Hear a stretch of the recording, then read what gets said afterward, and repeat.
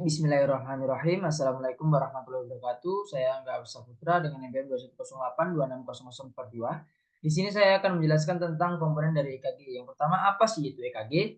EKG atau elektrokardiogram adalah tes medis yang digunakan untuk mengukur dan merekam aktivitas listrik jantung. Dengan menggunakan elektroda yang diletakkan pada kulit, EKG dapat menangkap sinyal listrik yang dihasilkan saat jantung berdetak. Data ini kemudian ditampilkan dalam bentuk grafik yang menunjukkan pola detak jantung dan ritme, serta dapat membantu dokter dalam mendiagnosis berbagai kondisi jantung seperti contohnya ada aritmia, serangan jantung dan gangguan jantung lainnya. Baik, di sini dimulai langsung dari segmen T, segmen ST dan PR. Segmen ST adalah bagian dari grafik yang terletak antara akhir kompleks URS dan awal gelombang T. Segmen ST menunjukkan fase di mana ventrikel berada dalam keadaan stabil setelah kontraksi. Perubahan pada segmen ini dapat menunjukkan masalah seperti iskemia atau infark miokard. Lalu ada segmen P dan R.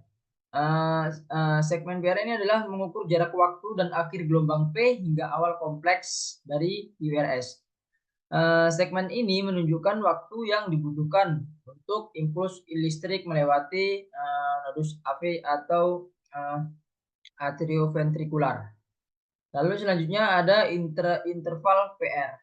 Jadi interval PR ini adalah jarak waktu dari awal gelombang P hingga awal gelombang URS. Interval ini mencerminkan waktu yang diperlukan untuk impuls listrik untuk bergerak dari atrium ke ventrikel melalui nodus atrioventrikular atau bisa disingkat dengan AV. Lalu selanjutnya ada interval QT. Dari jarak waktu kompleks QRS hingga akhir gelombang T, ini merupakan waktu total untuk depolarisasi dan repolarisasi ventrikel.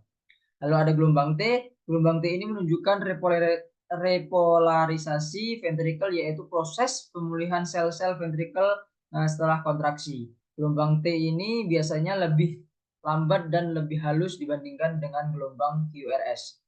Lalu ada kompleks QRS. Kompleks ini menunjukkan depolarisasi ventrikel, yaitu kontraksi ventrikel untuk memompa darah ke seluruh tubuh. Kompleks QRS ini terdiri dari 3 bagian, yaitu yang pertama ada gelombang Q.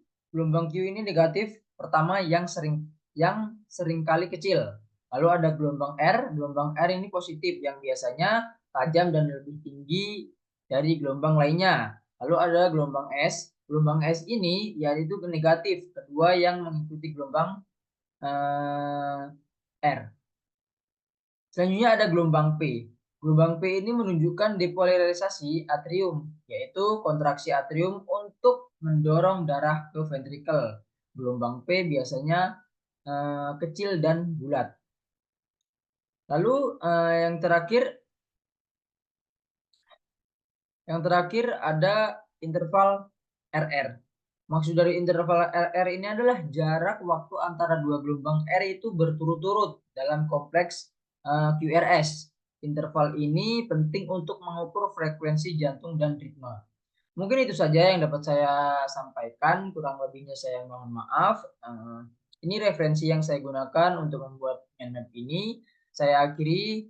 Subhanakallahumma wabihamdika, asyhadu an la ilaha illa anta, astaghfiruka wa atubu ilaik. Wassalamualaikum warahmatullahi wabarakatuh.